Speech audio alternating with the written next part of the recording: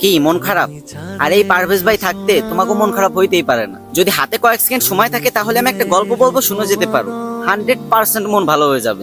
আর যদি না হয় তাহলে আনফলো করে দিও আমার, যাও। তো ঘটনাটা হয়েছে কি, ছেলে শ্বশুর বাড়ি যাবে, তো মাথা তার একটু চিড়া মগা, তাই মা শিখাই দিছে, বাবা শ্বশুর বাড়ি যায় আগে শ্বশুর আব্বারে বলবি আব্বা কেমন আছেন, কারণ তোর শ্বশুর আব্বা অনেক অসুস্থ। উনি হয়তো তখন নিশ্চয়ই বলবে যে ভালো আছি, তখন তুই বলে উঠবি এটাই তো আমাদের কাম্য। তারপর তুই উনি কি ওষুধ খাই সেটা জানতে চাইবি, উনি নিশ্চয়ই যে ওষুধ খাই কিছু একটা কথা বলবেন, তখন তুই বলবি বাহ খুব ভালো ওষুধ, এই ওষুধ আপনি খেতে থাকেন, সুস্থ হয়ে যাবেন খুব তাড়াতাড়ি। তারপরে বলবি আব্বা কোন ডাক্তার দেখাচ্ছেন, সে নিশ্চয়ই একটা ডাক্তারের নাম বলবে, তখন তুই বলবি দারুণ ডাক্তার, আপনি দেখাতে থাকেন, খুব তাড়াতাড়ি সুস্থ হয়ে যাবেন। আর সবসময় হাসি খুশি থাকবি, কেমন?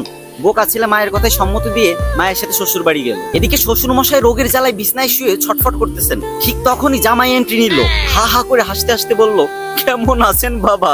তখন শ্বশুর বলল আর বাঁচার ইচ্ছা নেই, এবার মরলেই বাঁচি। তখন জামাই আরো জোরে হা হা করে হাসতে হাসতে বলল এইটাই তো আমাদের কাম্য, তো আপনি কি ওষুধ খাচ্ছেন বাবা? তখন শ্বশুর মনে খুব কষ্ট পেল আর রেগে গিয়ে বলল ঘোড়ার ডিম।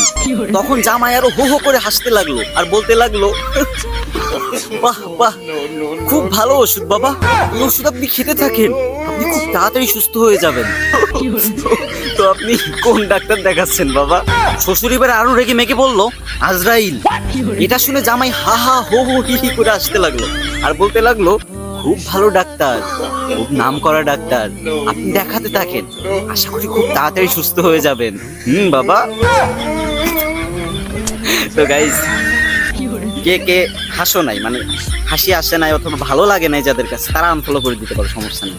কিন্তু যাদের ভালো লাগছে অবশ্যই ফলো দিবা কিন্তু, ঠিক আছে? রোদ্দুর ভিতর দাঁড়া অনেক কষ্ট করে ভিডিওটা বানাইছি।